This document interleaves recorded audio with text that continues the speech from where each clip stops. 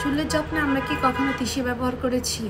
হয়তো বা না। আজকে আমি নিয়ে আসলাম তিসি বীজ আমরা কিভাবে চুলে ব্যবহার করব। তিসি বীজ চুলে ব্যবহার করলে আমাদের কি কি উপকার হয়।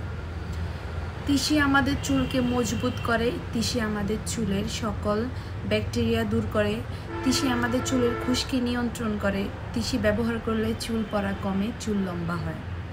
আমার চুল কিন্তু অনেক কার্লি, কিন্তু আমার চুল অনেক ঘন, কারণ আমি চুলে ব্যবহার করি তিসি।